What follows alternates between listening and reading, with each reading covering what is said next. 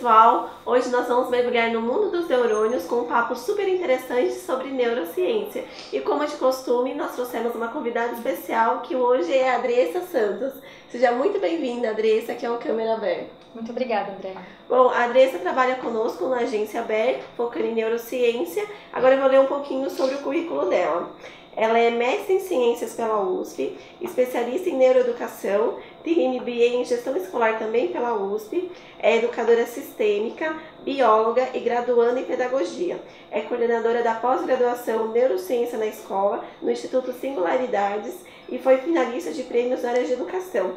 Tem ampla experiência em sala de aula, gestão escolar e formação de professores. E ela também tem um blog chamado Neurociência na Escola. Bom, Andressa, eu gostaria que você explicasse o que é neurociência e quais são os benefícios da neurociência na escola. Bom, mais uma vez, obrigada, André. É um prazer estar aqui. Muito obrigada pelo convite. Bom, primeiro é importante entender, né, o que é neurociência. A neurociência é essa ciência que vai estudar o sistema nervoso e a sua principal relação com a educação, ela depende desse olhar, né, da educação para com a neurociência. Então, por exemplo, hoje a nossa conversa aqui é falar da neurociência no campo escolar. Sim. Mas se o nosso foco fosse economia ou fosse marketing, né, as ideias, as definições iniciais, elas seriam basicamente as mesmas, porque o estudo desse sistema nervoso, ele é o mesmo. Então, é aí que depende esse olhar no qual eu vou dar. Então, existem muitas pessoas que buscam a neurociência aplicada à educação, acreditando que terão algumas receitas, né? Então, faça assim que vai dar assim, faça assim que vai funcionar dessa forma. E, na verdade, isso não acontece, né? Nós temos aí algumas dicas, né, do que pode ser feito, mas não existe receita do bolo. Até porque cada um é um, exatamente, né? Cada é um. Exatamente. Nós temos uma biologia em comum, né, de forma geral, como que as coisas acontecem, mas os processos, eles são individuais, né? Então, um dos grandes problemas, até se a gente for falar de alguns aspectos da educação, é colocar todo mundo dentro do mesmo saco, né? Falar todo mundo é assim, todo mundo vai aprender assim e assim que funciona. Uhum. Não, né? Nós somos seres individuais e cada um tem uma forma de aprendizado. E eu costumo até falar, né, fazer uma analogia de que, por exemplo, qual é o principal instrumento de trabalho de um médico, né? É o corpo humano. Tem algumas pessoas que falam estetoscópio, né? Claro, também.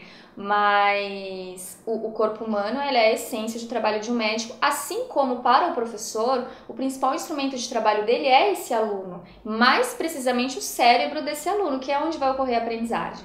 Então, quando eu tenho um profissional, seja ele um professor, um gestor ou até mesmo uma pessoa da família, né, dessa comunidade escolar, que entende como se dá a biologia desse processo de ensino e aprendizagem, o olhar dele com relação à educação, ele muda. Então, a principal contribuição da neurociência na educação é o olhar. Entendi. E, Adri, a gente falando um pouco também sobre a questão de neurociência, a gente vai entrar também na questão de marketing. Por exemplo, hoje a gente fala bastante que nós estamos na era das emoções, que não simplesmente nós vamos vender um produto, mas quais emoções estão atribuídas dentro daquele produto, dentro daquele serviço.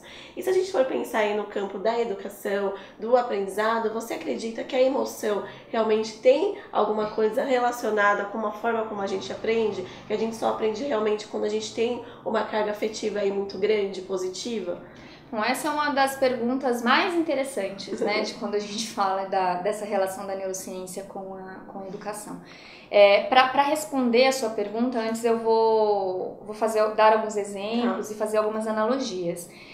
Se eu pensar, por exemplo, num episódio, em dois episódios diferentes, o nascimento de um filho, o ingresso, né, na universidade, enfim, algo que seja bastante positivo. E por outro lado, a perda de um ente familiar, né, o término de um relacionamento. Então, estes dois assuntos, embora eles sejam distintos, né, um com alguns aspectos negativos e outro positivo, eles têm um ponto em comum, que é a emoção. Né? Então, eu não precisei perder mais de um ente querido, nascer mais de um filho, para que você se lembre exatamente desses episódios. Então, por que isso acontece? Então, vamos fazer uma analogia. Imagina uma mata fechada, né? Uma mata fechada, no qual o meu grande objetivo nessa mata seja formar uma trilha. Então, e se eu não tiver ferramenta, eu vou conseguir formar essa trilha como? Caminhando por ela. Sim. Então, se eu caminhar uma vez por essa trilha, se eu passar uma vez por ela, provavelmente eu não vou formar. né? Vou passar uma vez, eu vou voltar lá depois, um outro dia, ou até mesmo mais tarde, o matinho já vai ter levantado, né? Então, para que a trilha seja formada, eu preciso fazer o quê? Amassar o mato. Então, eu preciso passar diversas vezes. Se eu levar isso para o campo cerebral, de como as coisas acontecem, nós temos mais de 85 bilhões de neurônios no cérebro, né? E esses neurônios, eles comunicam-se entre si por um mecanismo, né, que nós chamamos de sinapse. Sinapse é a fofoca entre os neurônios, né? É a conversa entre eles. E aprender significa fazer sinapses, ou até mesmo perdê-las, né? E para que de fato o aprendizado ocorra, é necessário que essas sinapses sejam fortalecidas. Ou seja, que as trilhas, né, que você passe várias vezes por essas trilhas. Ou seja, para que eu aprenda, eu preciso revisitar o conteúdo e em diferentes estratégias. Porque se eu passar na minha trilha toda hora andando, eu vou conseguir, né, formar. Mas se eu passar uma hora com uma foice, por exemplo, né, usando uma outra estratégia, a chance da trilha ser formada ela é muito maior, né? E onde entra a emoção nisso tudo? Imagina que nessa minha mesma trilha, eu vou passar por ela jogando cimento. Então, eu vou passar ali de primeira jogando cimento. Eu não vou precisar passar de novo, né? Porque essa única vez que eu passei foi o suficiente para que a trilha fosse formada. A emoção, ela tem um papel semelhante no cérebro, né? Então, quando eu tenho uma situação na qual a emoção ela está envolvida, o aprendizado tende a acontecer de primeira, né? Então, algumas pessoas provavelmente devem se questionar: ah, mas eu já aprendi coisas de primeira, eu ouvi o professor falar e aquela única vez já foi o suficiente. Certamente teve emoção. Aí os professores questionam: mas como que eu levo isso para a sala de aula, né? Como que eu trago isso na minha vivência? Porque às vezes parece que a emoção é você pensar na aula show. Ou com humor, né? Ou com humor. E sim, a aula show, o humor, eles são fatores importantes, atrelados à emoção, e por isso que a gente tende a gostar muito, né? A lembrar. Mas vamos pensar na realidade do nosso professor da educação básica, né? Que trabalha com carga horária completa, de manhã, tarde e noite, né? A sala de aula é um desafio. Então, como levar a emoção aí? A emoção, ela pode ser levada muitas vezes pelo tom de voz, né? O seu tom de voz, a forma com que você olha esse aluno. O aluno, ele sempre vai ser o reflexo do que você é. Então... com a própria atenção que ele dá. Exatamente, a própria atenção. E aí a gente volta na pergunta inicial, é o olhar, né? Bom, Andressa, agora nós vamos fazer uma brincadeira. Nós vamos aplicar o marketing na neurociência em duas situações que acontecem dentro da escola. Por exemplo, no tour, quando o pai vai visitar o colégio, e também na reunião de pais. Então, na primeira situação, quando tem esse tour, o pai tem o conhecimento sobre o colégio, em publicidades, em propagandas, indicações, e quer conhecer o corpo docente, a infraestrutura e tudo que está dentro ali do colégio. Então, a gente sabe que ele acaba levando também a família inteira, né, a mãe e o próprio filho também, em algumas situações, né? Então, eu gostaria que você pontuasse na questão de neurociência, o que o cérebro vai realmente focar nesse momento. Ele vai focar na limpeza, ele vai focar na segurança, ele vai focar no atendimento, em tudo, em outra coisa. O que você acredita que a neurociência realmente entra nessa parte do tour com o pai? Certo, é uma pergunta difícil, né, de ser respondida, porque você saber o que ele vai, né, focar é algo, né, muito particular, né? Claro que por mais que sejam feitas pesquisas, né, de interesse, de intenção, o que de fato será focado é muito, muito difícil de pontuar. No entanto, provavelmente todas essas coisas, né? Então, é muito importante que a escola ela esteja com todos estes itens citados e todos os outros, né, dentro das conformidades, né, do que é esperado para cada um deles.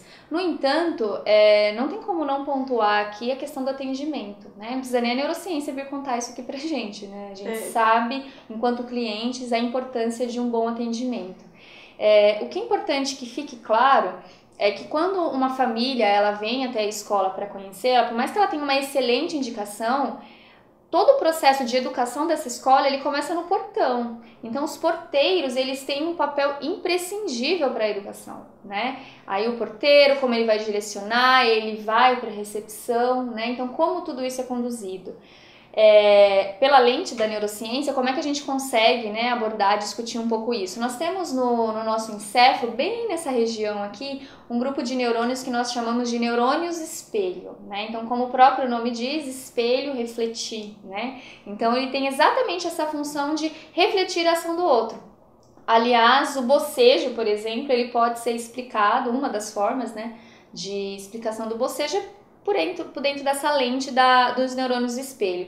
Então, quando um pai, quando qualquer pessoa ela entra na escola, se o porteiro ele já recepciona com boa tarde, né, meio mal-humorado, por mais que a pessoa ela esteja com outras intenções, ela vai refletir aquela ação, né? Ah, fica ali, né? E aí o pai vai, ele chega na recepção, ele encontra um profissional também não bem preparado nesse sentido, né? O sorriso, ele é muito importante. Então, quando a gente fala das questões de neurônio espelho, nós voltamos até com o que nós discutimos anteriormente, que é a emoção. A empatia, exatamente. Né? Aliás, o neurônio espelho, ele é muito atrelado à empatia. Então, a escola, ela precisa entender como um todo que todos os profissionais dentro dela fazem parte, são personagens importantes do processo de educação. Então, não é o diretor, não é quem vai apresentar a escola, tudo começa lá com o nosso porteiro, né? Então, como isso será recepcionado é muito importante. Então, a máxima, né?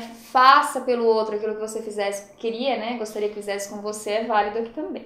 Então, até falando um pouco agora, puxando um pouco a sardinha para a questão do marketing, respondendo essa pergunta no nível de marketing, quando a gente fala de serviço educacional, a gente está falando de algo intangível. Então, é diferente quando uma pessoa vai numa loja de roupa, comprar roupa, experimenta e vê se ficou bom ou não. Quando a gente fala de educação, é algo intangível. Então, justamente por isso é tão importante, bem como também qualquer outro produto, mas mais ainda no serviço educacional, você realmente mostrar essa empatia, porque quando o pai, a mãe, o aluno vai até o colégio, ele vai ver o colégio através dos olhos da pessoa que está apresentando. Então, e é importante também o que você pontuou, que todos ali naquele momento são educadores. Então, ele vai passar em algum momento pelo segurança, ele vai passar por um momento pelo atendimento, pelo faxineiro. Então, assim, é importante que todos estejam preparados e bem treinados justamente para passar essa empatia, passar a cultura realmente do colégio, né? Exatamente. A missão, a visão e os valores que a gente fala aqui. Agora, vamos para a segunda situação, que seria a reunião de pais, que é um momento um pouco mais tenso, né? Porque normalmente é uma situação mais delicada e quando os professores acabam realmente comentando de forma mais negativa a postura, né, do aluno, e os pais sabem disso e acabam nem querendo ir até o colégio para realmente ouvir o que está acontecendo, que muitas vezes eles já sabem, mas eles não querem realmente estar indo até o colégio para ouvir sempre reclamações. Mas a gente acaba esquecendo que esse ponto, esse momento, pode ser e de fato é um momento importante para a fidelização de alunos. Como que a neurociência poderia ser aplicada nessa situação para realmente trazer algo de bom nesse momento? Bom, como você colocou, as reuniões de pais, elas têm, junto delas, elas trazem até uma cultura, né? É um pouco cultural essa relação desses aspectos negativos. Eu vou até lá para ouvir reclamação do meu filho, né? A gente observa muito isso, principalmente do Fundamental 2 para frente, né? Fundamental 2, ensino médio, não que não aconteça nas séries iniciais, mas é mais forte aqui. E de fato, né, a reunião de pais ela é um momento de mostrar, né, quais são as dificuldades do aluno. Culturalmente estão todos preparados para isso. Mas torna-se essa tensão, né? É um momento muito difícil para todos, né? Gestão, professores e para os pais, né? Os alunos são uma das pessoas mais prejudicadas nesse sentido, né? Porque se acompanham o pai ou não, né? Serão ali muitas vezes bombardeadas com uma série de coisas. Então, desmistificar um pouco essa reunião, ela é um aspecto positivo, né? Nesse sentido. E como que a gente pode fazer isso? Vamos pensar na reunião dos menores, né? Então, o pai, ele chega nessa reunião, ele vê todas as atividades do filho expostas, né? Então, olha como a emoção, ela já é ativada. Que pai que não gosta, né? De ver algo criado pelo próprio filho. Então, isso é muito explorado no infantil, né? No Fundi 1, e deve ser explorado também no Fundamental 2 no médio. E é muito importante que a escola, ela priorize as qualidades desse aluno. É um termo que eu gosto muito de usar, que eu chamo de validação pedagógica, né? Pontuar realmente quais são essas qualidades, os elogios sinceros, né? Porque a validação ela precisa ter um ponto sincero. E aí muitos profissionais devem se questionar, nossa, mas esse aluno só tem dificuldade. Mas aí a escola tem que se olhar. Porque se esse aluno só apresenta dificuldade, ele não tem nada de positivo a ser mostrado, opa, tem alguma coisa acontecendo aí, né? Então, buscar estratégias em reunião nas quais sejam pontuadas as qualidades dos alunos é muito importante. Outro fator também legal da gente citar, antes da reunião de pais, falar para os alunos, né, montar uma ficha para que eles façam uma autoavaliação. E por exemplo, no final tenha um campo para metas, né? Então, quando o pai vai analisar, junto com as provas, né, o boletim, conversar com os professores, o que ele pode observar? Ele vai ver ali o próprio aluno falando dele mesmo. Então, não é o professor falando que ele não está indo muito bem, é o próprio aluno que diz. Aí alguns vão se questionar, nossa, mas ele não vai falar, ele vai falar que ele tá bem. Não, ele não vai, né? Esses processos de autoavaliação, eles são muito reflexivos, né? Claro que podem existir casos, mas na maioria das vezes isso não vai ocorrer. Então, também é uma dica bem interessante. É legal porque eles acabam fazendo uma autorreflexão. Perfeito. E realmente pontuar o que eles podem melhorar pro próximo ano para poder chegar até as metas. Exatamente. Bom, pessoal, nós estamos chegando ao fim aqui do nosso episódio do Câmera Aberta sobre neurociência e eu vou deixar uma pergunta para você que nos assiste. Se você já ouviu falar sobre neurociência, se você aplica ou gostaria de aplicar nos próximos 3 meses. Você pode deixar aqui nos comentários abaixo. Adriessa, muito obrigada pela sua participação aqui no Câmera Aberta. Eu que agradeço, é um prazer estar aqui. Até mais, pessoal. Até mais. Tá gravando, né? Não, eu queria que já tivesse. Não, tá. Eu preciso me coçar.